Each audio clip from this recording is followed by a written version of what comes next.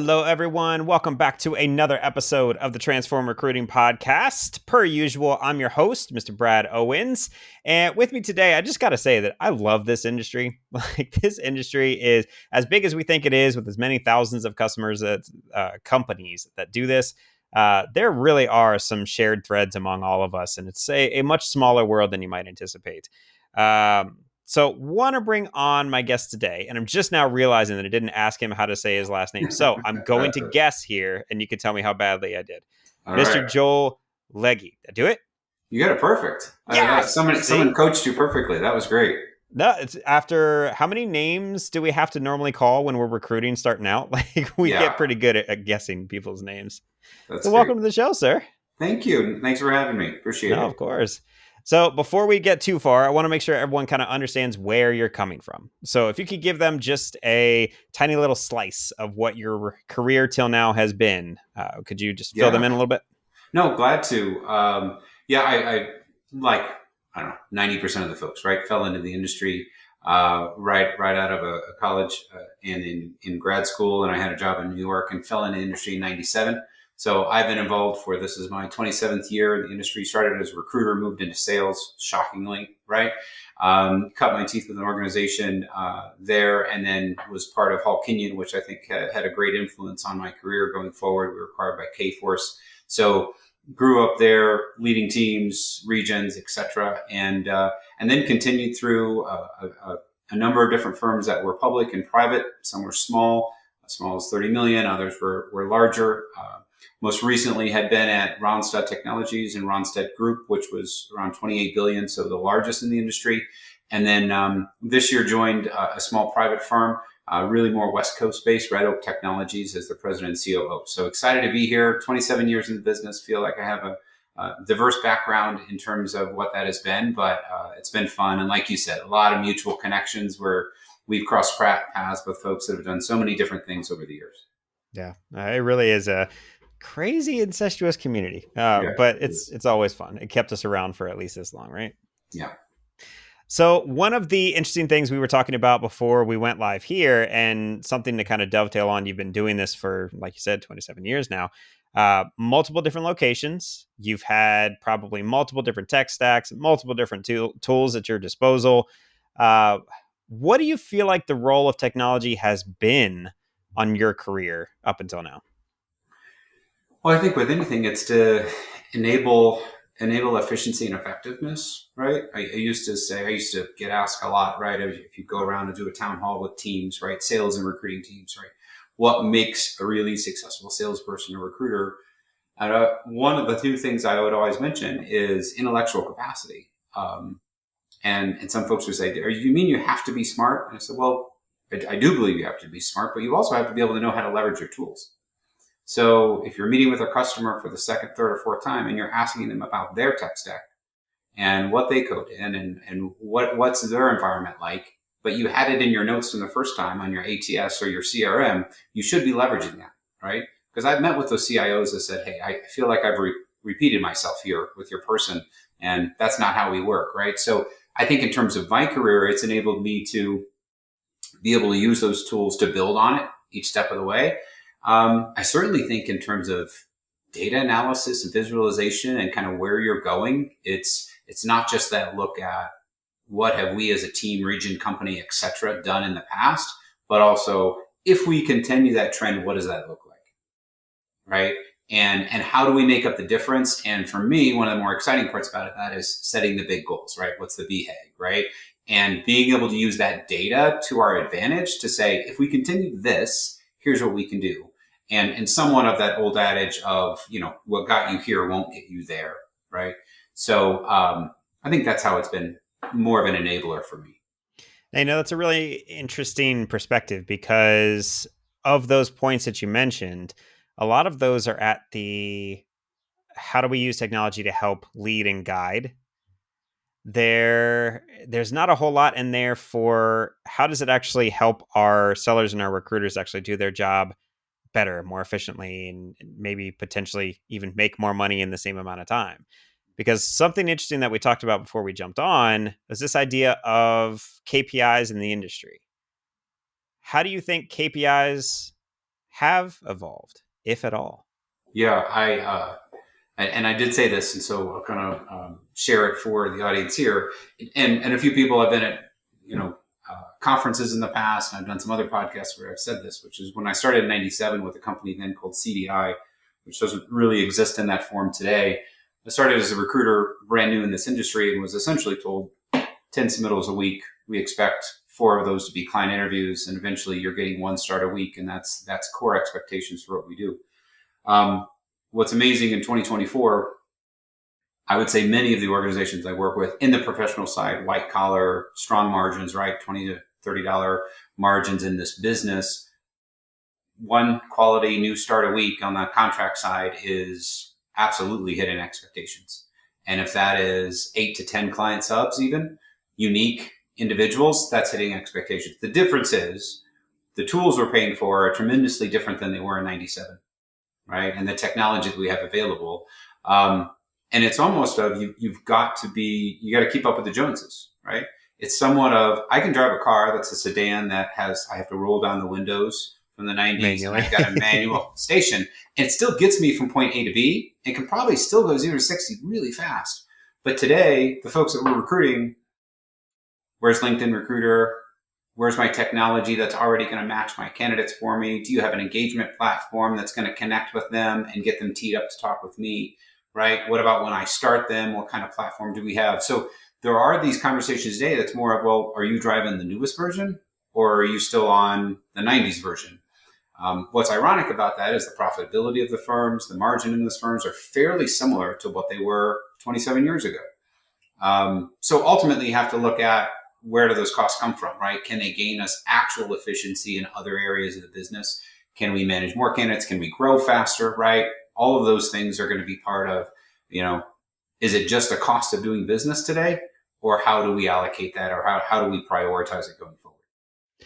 So let's dig into that then, because we've now mentioned 2 sides of this. We've mentioned that the role that technology has kind of played and the way that you see it in your current day to day is more of the, how do we lead? How do we predict? How do we develop our, I think you called it the BHAG, the Big Hairy Audacious Goal, which is fantastic for technology because it can certainly help you forecast. And you're not going to be able to forecast if you don't have any of the right data flowing through your system. And that's all really important stuff.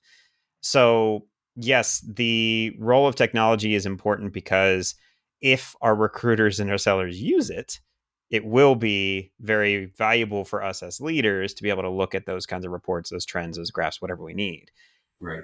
But if that technology is not improving our recruiters and our sellers' lives so much that they can actually be more efficient and make more than the 1 start a week or 10 subs a week or whatever it might be, is it actually doing what we need it to? Yeah, I think that you also have to look at, and I think sometimes I default to, and I think a lot of folks do default to, the role of just sales and recruiter the way that we did it. And I've shared this with some other folks too, that once I moved over to a sales desk, there was only a couple ways to get a hold of customers. Phone, we didn't really have emails. No one had the cell phones back then, right? Or you would walk into them and meet them in person, or some user group or association. But back in the '90s, going back in time, right? We walked to school both ways. 1900s, yeah. Right. People picked up their phone. They do not today. Not in the same way that they picked them up 27 years ago or over time. So I also think that there's technologies that hasn't just improved it, but totally changed it. We evaluated a company, an organization I was with in the past, acquired that company, and they did creative marketing and digital. We sat down with their team and said, tell me about your sales process. As they walked through their sales process from their initial outreach to the customer, which, by the way, was about content, which is about how they got the customer to actually engage on that content, they let us know that their salespeople didn't pick up the phone to call the customer until they had their customer engage their own content 3 different times. And typically at this point, they were asking for help. In 1997, I didn't have anybody asking for help, right? We were calling them and trying to get an opportunity to meet with them to understand their wound and challenge, and how could we actually be a good partner to them. So I do think some of the technology changes today are, the sales cycle isn't the same. What kind of tools do you have that can generate a marketing qualified lead, sales qualified lead? How does that actually turn into customers, right? all of the focus and effort we put around SEO in the past, and that actually from a sales channel perspective, the tools we didn't have, the HubSpots of the world, et cetera, that allow you to nurture and stay in touch with them. I think that's one of the things that we have to look at that should make us more effective, right? And even better at it, right? If you think about how many prior customers we've worked with, all these organizations have been around for a while. What kind of campaign do you have to stay in touch with them in a positive way that's not just I'm trying to sell you something? And in the same way, I think you say on the recruiting side, how many times do we think about what the redeployment rate is, right? I'm sure that's talked about a lot is, I know Punkage over his sense is always used to hound. The average was right 7%. Okay, 7 to 10%, still not great, right? When 90% of the candidates would finish an assignment and actually not have a brand new assignment with you, that's a massive area of improvement. So I would say as technology continues to improve, I'm off a little track here, but I would say that those areas we should continue to see better improvement on. And I do think some of the technology tools have helped there. And we've started to see those numbers climb into double digits and even more so. Again, where companies focus on that, they start to see that improvement. I agree with that. And I'd be curious to get your take on kind of what I'm seeing in the industry as well, because a lot of the metrics that, at least when I was leading, yes, we all had our standard KPIs of how many starts, how many like what are actual numbers that are going out the door. What I at least found, and what I'm picking up on people using technology the most for, is if we instead don't look at like those end whole number KPIs and instead look more at ratios. Technology should be helping with ratios. So things like submission to interview and then submission to hire. Like we should be, if we have a good matching engine and a better matching engine, we should be able to get higher submission to interview ratios. Yes. If we are then presenting those better candidates that get more interviews, we should, in theory, get more submission to hire. And if we're truly using technology to kind of impact things, I don't know that we're putting enough stock in those ratio numbers. Yeah. No, I agree. I agree. I think that the ratios are a great way to look at. You've got to have some constants with that, though, I think. Right? What's the constant to tell me that I now improved that process and I did this, but here's what I did in the past and it was X, now it's Y. It's so much better, right? And I wish I had some of the ratios going back when we talked about the recruiting side. I think in the early 2000s, I was still at an organization that had recruiters bringing candidates into their desk, interviewing them at the desk. If they were extremely happy with the talent, person, the culture, they would bring a salesperson over to talk with. This is 2003, 2004. To talk with them, to say, this is the salesperson who will be helping you to identify your next opportunity. So I'm going to write up a summary for them, etc. And then when that was done, it would go into a binder. I mean, again, this is 20 years ago. And the salespeople would go out with the binder. The binder had talent. It was essentially like walking out into your customer with a Rolodex of here's what I have in the warehouse. And when the manager would say, I'm looking for C++ or C# or whatever it might be, you would flip to it and say, here are the available people that we have. I just met this individual yesterday. I think what was different about those ratio was when you as a salesperson and or a recruiter who's talking to a client can personally speak to meeting them, having a relationship with them, how they interacted with you, and what you thought of their skill sets is so different than where we are today. It's almost of back, I would akin it to some of the executive recruiters I've talked with, right? They want that, if you're Hydrogen Struggles, right, DHR, et cetera, right? They want that high level connection so they can go to the board or the CEO and say, I met with this individual. This individual fits your profile of what you're looking for and that. It's not just we have a great system and it sourced us all the best candidates and we identified the top 3. So I do think I know this started with ratios, but part of the art of recruiting is still the art of recruiting and still the ability to speak on the behalf of a candidate.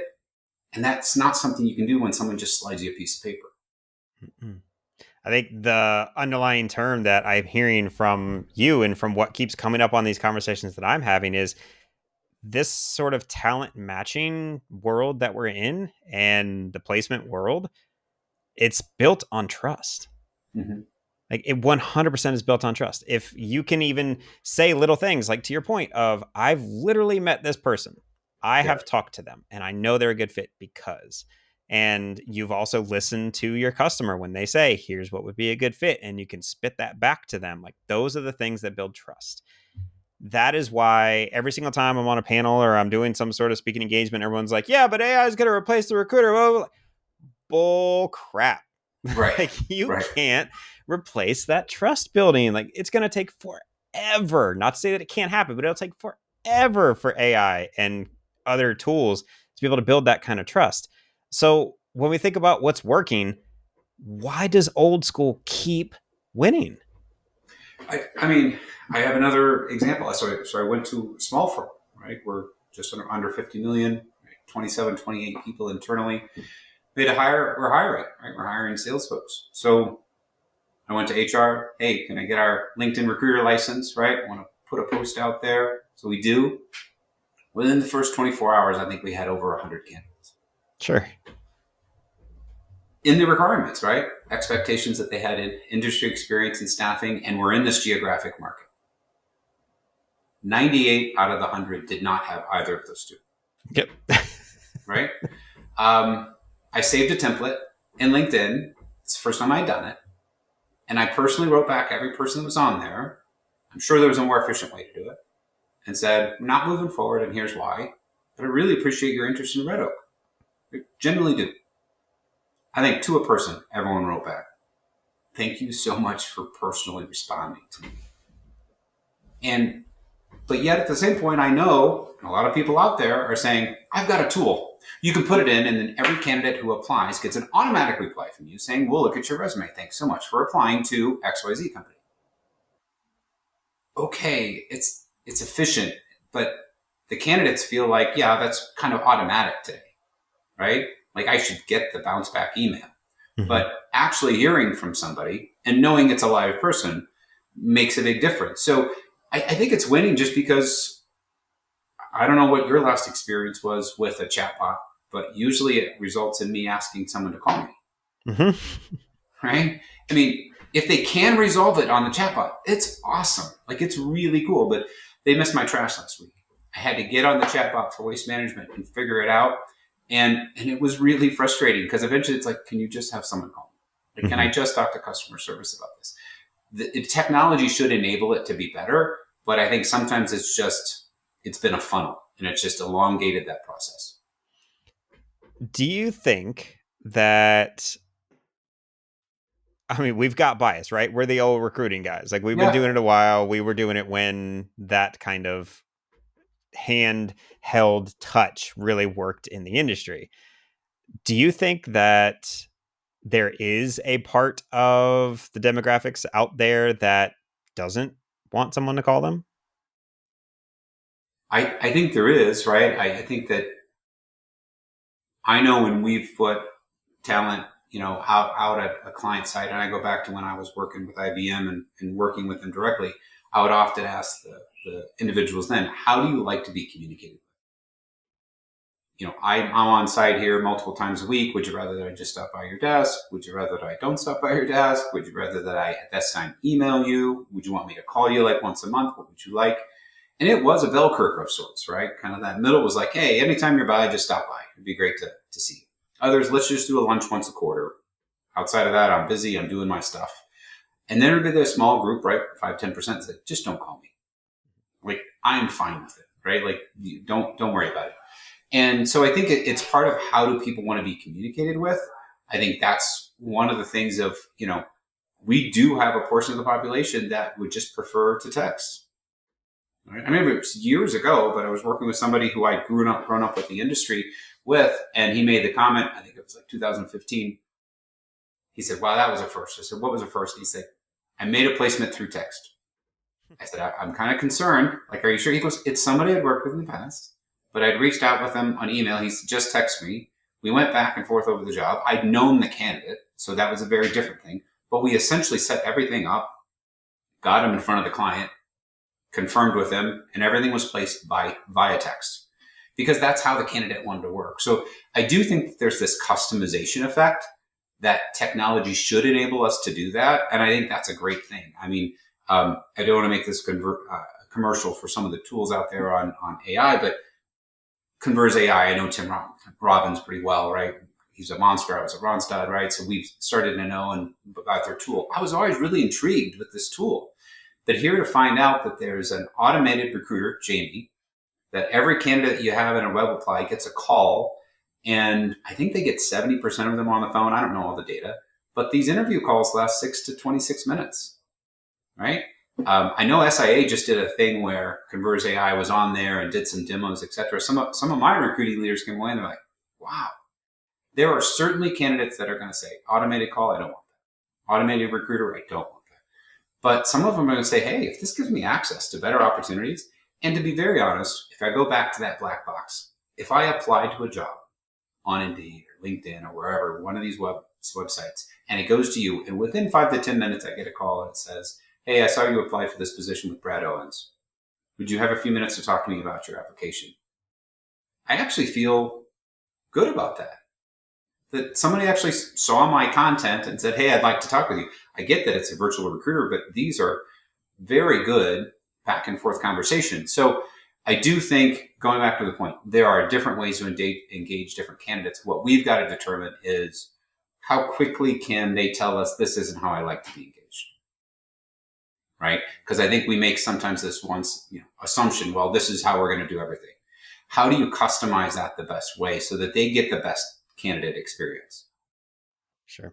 Yeah, and I agree with you there. I think there is a bell curve. There are some people that will and some people that won't, and that's totally fine. But our approach should be able to be flexible enough to account for all the different types of people in the world that would want to be communicated with. Yeah. So I appreciate that. All right. So let's do a theoretical question here then.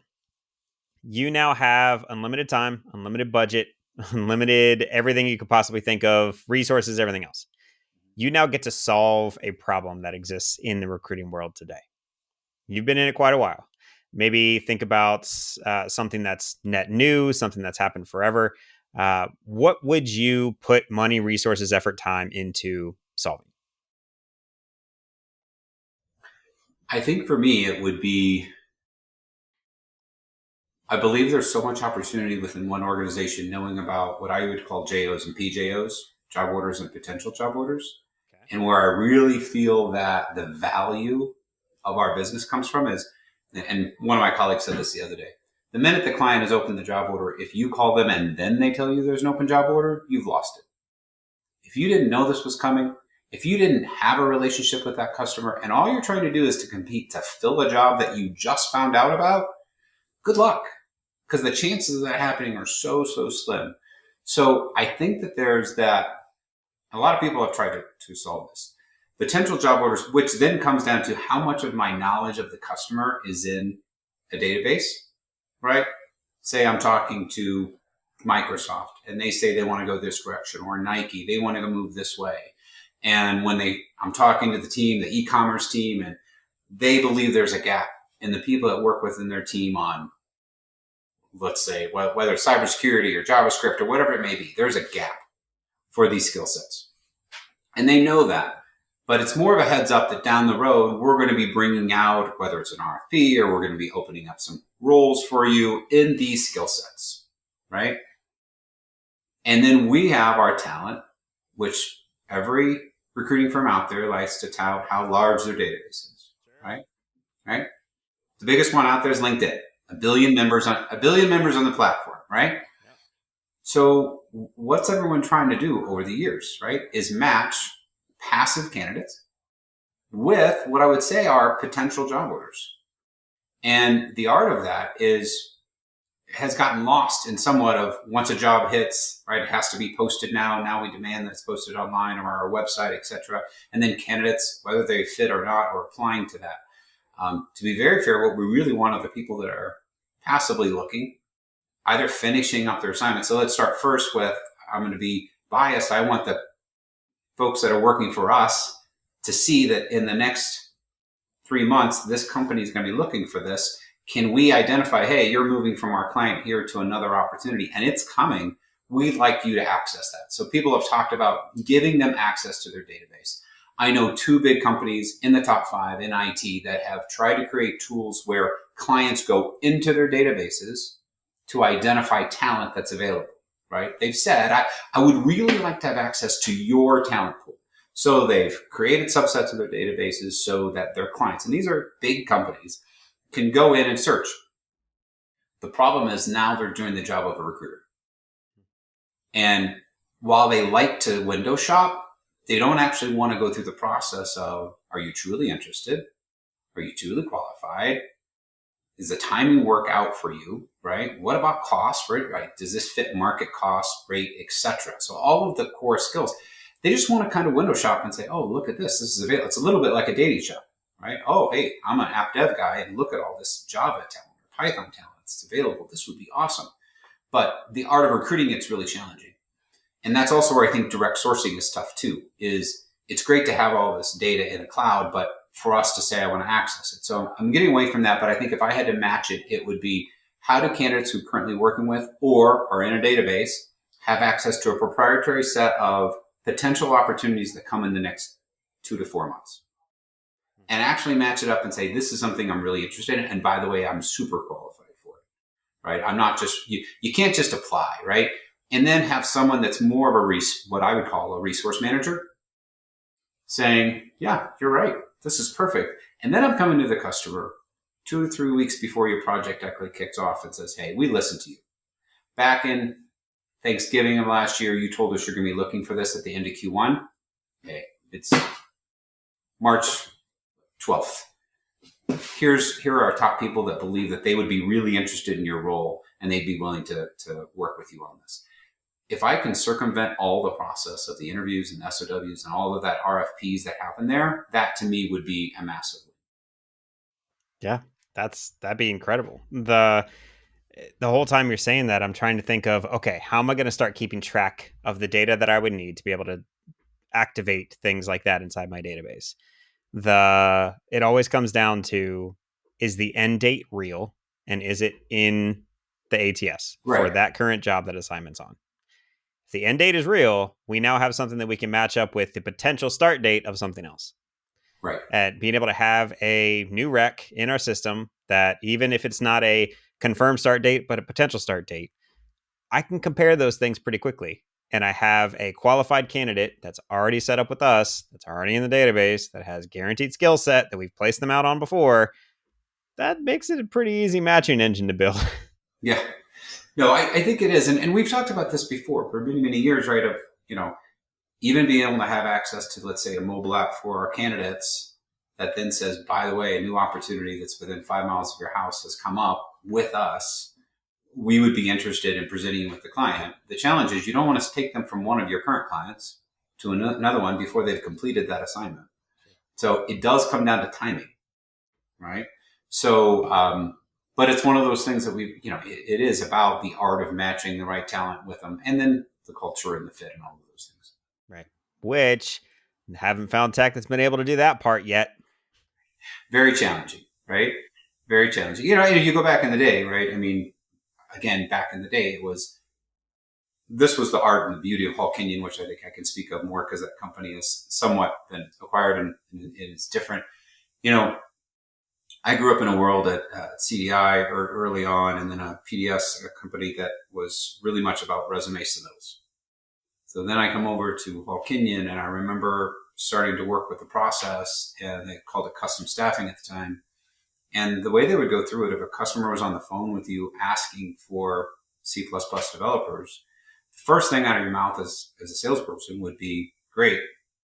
We're in the Denver metro marketplace. We probably see around 2,500 C++ developers on an annual basis. That being the case, we have a top list of folks that are available and would be really good for this project. If you can give me some more details, we could have our best person there on Monday at 8 o'clock. If that's the case, I'm going to probably save you 3 to 4 hours of interview time back and forth, us calling you, setting up interviews, etc. And at the end of the day, if this person doesn't fit you culturally, because I'll guarantee you they're going to fit it technically, they don't fit it culturally, we're not going to charge you for that. So that was the way we tried to circumvent process back in the day, was to say, you should hire us because we're experts at this. Now, I would only say that for 8 or 9 skills, right? If somebody came out and said, I'm looking for Pega developers, I'd say, okay, we're going to have to do a hard search on this. But if it was the core skills that we had, someone called them golden skills, etc., we should be able to have our best person there on Monday. To be honest, why are you using us if you just want to go through and interview all the people that we just did? Right? So then the process was, if that was a direct fill, if the client said, no, I can't do that, I called that out to 2 other firms, I just can't do it. I'd say, great, I understand that. What times can you commit to interview within 48 hours? And can you dedicate those times for us so we can fill those slots for you? Well, I'd really like to see the candidates first. Again, why are you using us? Right? If we know your skill set and we screw this up, then you should fire us. Right? And then if they say, I can't commit to interview times with you in 48 hours, I'd say, okay, minimum 24 hours from now, can you get on the phone with my delivery team and go over what we think are our top 3 candidates? And then at that time, if they said, again, I can't do that, just submit your best people to me, the question we would often ask is, maybe we shouldn't work on this job. Right? You have a client that just wants to call it out. So there are some of the art of that goes back 20 plus years that we still have to manage through process. And people say, well, that's hard. We got VMS, we got this. A lot of these have evolved to still having manager relationships. And we know every company I've talked to, how do they qualify jobs? 1, 2, 3, A, B, C. A is always, do I have manager contact? And can I influence the process? 100%. Yeah. I love it. Old school continues to work year after year after year after year. I absolutely love it. Well, Joel, thank you so much for spending time with us and to be able to give us this kind of insight. Is there any last bit of wisdom that you'd want to leave our audience with here today? I always say relationships first, right? I mean, I know this is about technology and about the tools, and I absolutely believe that they're going to continue to make it better for us, enable us. But if you don't focus on the relationships, then I don't know why you're in the business. Have to agree. Yep, absolutely have to agree. All right, everyone. Well, that was another fantastic episode of the Transform Recruiting Podcast. Thank you all so much for listening. Joel, thank you so much for spending time with us today. For more episodes like this, please visit transformrecruiting.com. If you have any other people that you'd like to hear from, if you think you yourself would have some interesting insight into our audience, please share them. Email for me is hello@bradowens.com. Happy to do some networking and find some other good guests for our listeners to learn from. But otherwise, feel free to visit transformrecruiting.com for this episode's show notes, including where to find Joel and any other episodes that we have out there. So until next time, thank you all so much, and I'll see you on the next one.